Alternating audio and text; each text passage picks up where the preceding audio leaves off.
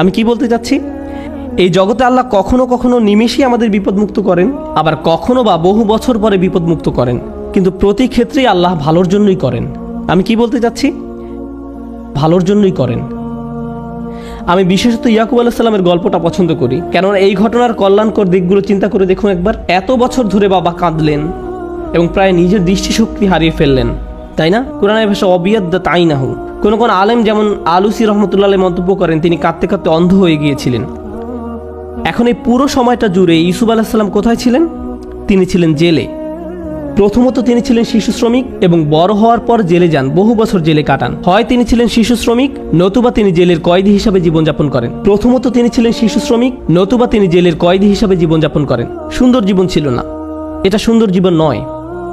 কিন্তু এরপরও যখন তিনি রাজার স্বপ্নের অর্থ বলেন এবং সেই স্বপ্নের অর্থ হয় যে পুরো অর্থনীতিতে 7 বছরের মধ্যে ধস নামবে, মানুষজন দুর্ভিক্ষে মারা যাবে, একজনই তখন সেই সমস্যার সমাধান জানতেন, তিনি হলেন ইউসুফ আলাইহিস সালাম। যদি তিনি জেলে না থাকতেন তাহলে রাজাকে সাহায্য করতে পারতেন না। বুঝতে পেরেছেন? যদি ইউসুফ আলাইহিস সালাম পুরোটা সময় নিজের বাবার সাথে কাটাতেন তাহলে এমন ঘটনা ঘটতো না। তাই এখন যেহেতু তিনি সেখানে রয়েছেন এবং স্বপ্নের ব্যাখ্যা দেন এবং বলেন আমিই পারবো সমস্যার সমাধান করতে, আমাকে সম্পদ রক্ষার দায়িত্ব দিন, আমিই পারবো সমস্যার সমাধান করতে, আমাকে সম্পদ রক্ষার দায়িত্ব দিন, এবং তিনি যখন এই কাজগুলো সম্পাদন করেন তখন কি হলো? লাখ লাখ বাবা মাকে আর কাঁদতে হয়নি, কারণ তাদের সন্তান ক্ষুধার যন্ত্রণায় মৃত্যুবরণ করেনি। একজন বাবা তার সন্তানের জন্য বহু বছর কাঁদলেন, কিন্তু তার একার কান্নায় আল্লাহ হাজার হাজার পরিবারকে কান্না থেকে বাঁচিয়ে দেন। কারণ তিনি যদি অর্থনীতি এবং ফসল না বাঁচাতেন পুরো দেশটাতে খরা হতো, মানুষ দুর্ভিক্ষে মারা যেত এবং যুদ্ধসহ বিভিন্ন সমস্যার সূত্রপাত হতো। কখনো কখনো আপনি যে সমস্যার মধ্য দিয়ে যান সেটা শুধু আপনার নিজের জন্যই কল্যাণকর নয়, সেটা অনেকের জন্য সাদকায় জারিয়ায় পরিণত হতে পারে। আপনি সেটা জানেন না, কিন্তু আপনার ইমানের অবস্থা যদি নড়বড়ে হয় আল্লাহর উপর আপনার এমন বিশ্বাস থাকবে না। আর তাই এই নড়বড়ে ইমানের কারণেই আপনি আল্লাহর দিক থেকে মুখ ফিরিয়ে নেবেন। তারপর আল্লাহ বলেন খসিরত দুনিয়া ওয়াল আখিরা। যখন মানুষ এমন করে তখন তারা এই দুনিয়া এবং পরকাল উভয়টাই হারায়। এর মানে কি? আপনি যদি নিজেকে ধরে রাখতে পারেন, দেখুন আল্লাহ বলছেন লাকাদ খলাকনাল ইনসানা ফি কাবাদ, নিঃসন্দেহে আমি মানুষকে সৃষ্টি করেছি কষ্ট ক্লেশের মধ্যে। আপনি আল্লাহকে বিশ্বাস করুন আর নাই করুন, আপনার জীবনে চ্যালেঞ্জ থাকবেই। আপনি আল্লাহকে বিশ্বাস করুন আর নাই করুন, জীবিকা উপার্জন করতে আপনাকে প্রচুর পরিশ্রম করতে হবে, অসুস্থতার সাথে লড়াই করতে হবে। এই জীবনটা এমন নয় যে বিশ্বাসীরা এখানে বিলাসী জীবনযাপন করবে আর অবিশ্বাসীরা কষ্টে থাকবে। আল্লাহ সব মানুষকেই কষ্ট ক্লেশের মধ্যে সৃষ্টি করেছেন, তিনি এটাই বলছেন। এখন আপনি যদি ইমানের সাথে এই কষ্ট ক্লেশ অতিক্রম করতে পারেন তাহলে এই জীবনে যেমন আপনি সফলতা লাভ করবেন তেমনি পরকালীন জীবনেও সফল হবেন। আপনি এমন মানসিক প্রশান্তি লাভ করবেন যা অবিশ্বাসী কারো পক্ষে লাভ করা সম্ভব না। আপনি এবং অবিশ্বাসী দুজনই অসুস্থ, কিন্তু আপনি অসুস্থ থাকা সত্ত্বেও প্রশান্তি লাভ করেন আর সে কোনো প্রশান্তি পায় না। আপনি এবং অবিশ্বাসী দুজনে একই ধরনের অর্থনৈতিক সমস্যায় থাকবেন, একই ক্ষুধায় থাকবেন, তারপরও আপনার অন্তর প্রশান্ত।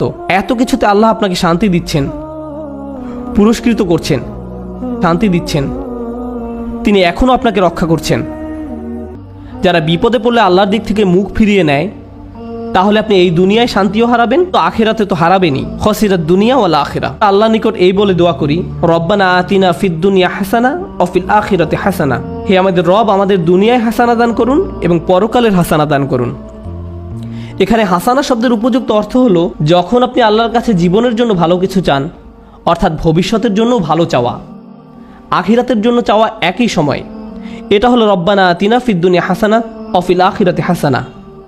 এবং এই কারণে অফিল আখিরাতে হাসানা, ফলশ্রুতিতে আখিরাতের কল্যাণ, যেটা ভিতর বাহির উভয় দিক থেকেই সুন্দর। অফিল আখিরাতে হাসানা।